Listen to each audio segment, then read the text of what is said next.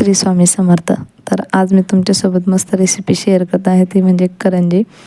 तर बघा, इथे मी खोबरं घेतलेलं होतं, ड्रायफ्रूट्स घेतलेले होते, तुम्हाला हवे ते घेऊ शकतात. थोडंसं रवा घेतलेला आहे, 1 वाटी, बारीक साखर, विलायची आणि तूप घेतलं होतं तळायसाठी आणि भाजण्यासाठी.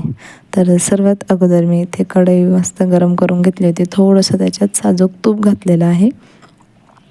मंद आचेवरच हे आपल्याला करायचं आहे, जेणेकरून ते खोबरं आहे ना लगेच करपायला नको, कारण खोबरं सुक्क असल्यामुळे ते लवकर लाल होतं आणि करपतं, मग ते चवीला खायला चांगलं नाही लागत. तर तुम्ही सुद्धा ही रेसिपी ट्राय करा, खूप सोपी आहे.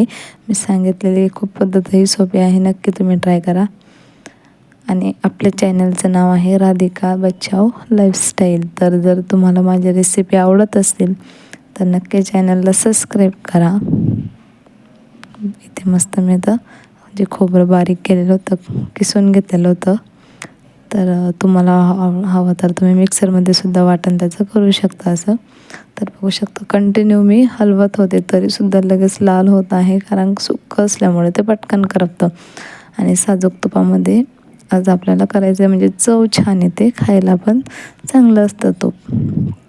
थंडीचे दिवस आहेत आणि आता पुढे संक्रांत येणार आहे. तर संक्रांतीचं वाणच्या वेळेस पण जेव्हा लेडीज बोलवतो त्यांना द्यायला नाश्त्यासाठी आपल्याला खूप मोठा प्रश्न असतो, काय द्यावं. तर तुम्ही ही रेसिपी नक्की ट्राय करा आणि नाश्त्याला आपण असं देऊ शकतो लेडीजला. तर त्यानंतर बघा, मी आता याच्यामध्ये बारीक रवा टाकून घेतलेला होता, तो सुद्धा मस्त असा फ्राय करणार होते.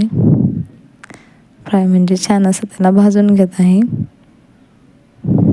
तर तुम्हाला माझे व्हिडिओ आवडतात का नक्की कमेंट बॉक्समध्ये सांगा. आणि पूर्ण रेसिपी बघून जर तुम्हाला आजची रेसिपी आवडली असेल तर लाईक नक्की करा.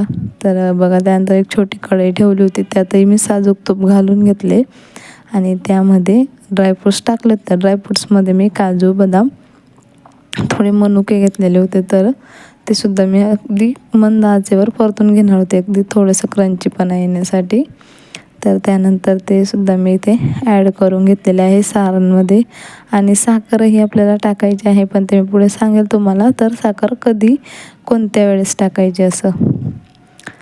तर मी सुद्धा हे जेव्हा पहिले नवीन ट्राय करतो तेव्हा खूप भीती वाटायची करायची, पण एकदाची मी करायला लागले ना करंजी, खूप छान लागते. आणि मुलांनासुद्धा असं नाही की आपण म्हणजे कोणाला देण्यासाठीच, तर मुलांना टिफिनमध्ये स्वीट देण्यासाठी रोज आपल्या एका आईला प्रश्न असतो काय द्यावं. तर त्यासाठी सुद्धा तुम्ही हे बनवून ठेवू शकता. तर 15 दिवस हवाबंद ह्याच्यामध्ये डब्यात ठेवल्यानंतर ते व्यवस्थित राहतात आणि खायलाही छान लागतात, मुलांना आवडतात.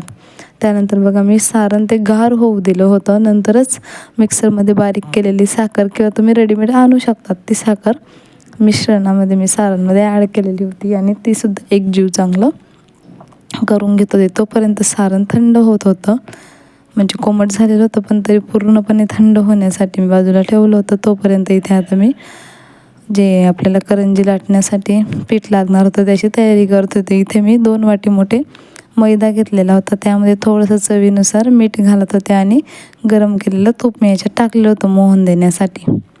आणि नंतर पाणी टाकून याचं मस्त असं मऊसूत असं गोळा बनवून घेणार होते. तर आपल्याला पाणी लागताच टाकायचं आहे, म्हणजे जास्त आपल्याला ते घट्टही नाही, जास्त पातळही करायचं नाही. बघू शकता, ह्या प्रमाणात तुम्ही असा गोळा बनवून ठेवायचा. आणि आता मी हे 1 तास पूर्ण राहू दिलं होतं बाजूला, सारण पण आणि गोळा पण. तोपर्यंत मी माझे दुसरे कामं वगैरे करून घेतले होते, स्वयंपाक वगैरे आवरलेला होता आणि रात्रीची वेळ असताना हे आता करत होती. काय ना, मुलांची गडबड असते म्हणून. तर तुम्हाला माझे जर डेली व्हिडिओ रुटीन वगैरे आवडेल बघायला तर सांगा मला, मी तेही करेल डेली रुटीन.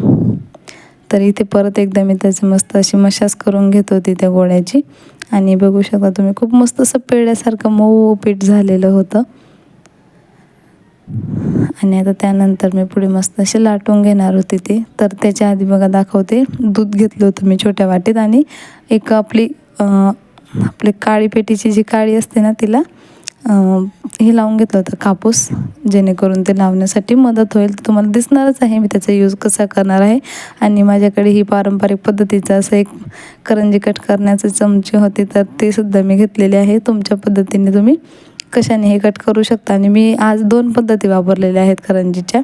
तर ही एक पद्धत आहे चमच्याच्या साहाय्याने कट करण्याची. आणि एक मी कड्या केलेल्या होत्या त्या खूप सुंदर अशा झाल्या त्या. मीही फर्स्ट टाईम ट्राय केला पण खूप छान झालं. तर तुम्ही नक्की ट्राय करा आणि पुढे बघा तुम्हाला कंटिन्यू, तुम्हाला दिसेलच किती सुंदर असं झालेलं. तर बघू शकता असे पटपट लाटले जाते, एवढा काही वेळ लागत नाही.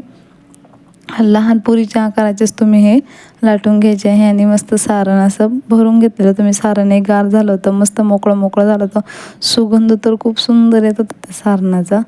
तर बघा मी याचा वापर असा केलेला आहे जेणेकरून ते व्यवस्थित घट्ट चिपकतं, म्हणजे तळताना काय आहे ना, सारण बाहेर येत नाही, निघत नाही. आणि असं चमच्याच्या साहाय्याने मी ते एक्स्ट्रा जे होतं कट करून ते सर्व कात्र काढून घेत होती. आणि बघू शकता तुम्ही मस्त अशी छोट्या छोट्या आकाराच्या करंज्या मी केलेल्या होत्या. तर सर्व लाटून घेतल्या एक एक करून. आणि काही पद्धत वेगळी असल्यामुळे तीही आता तुम्हाला इथे दाखवणार आहे. बघा लाटून सारण भरून रेडी आहे. त्यानंतर फक्त हलक्या हाताने असं अपोजिट म्हणजे मधल्या साईडला असं प्रेस करायचं आहे उलटं करून.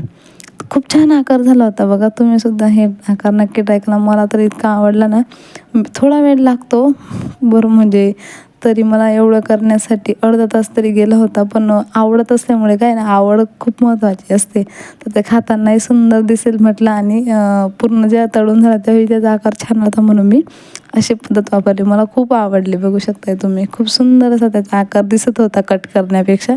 तर मग मी पुढे बाकीच्या अशाच केलेल्या होत्या.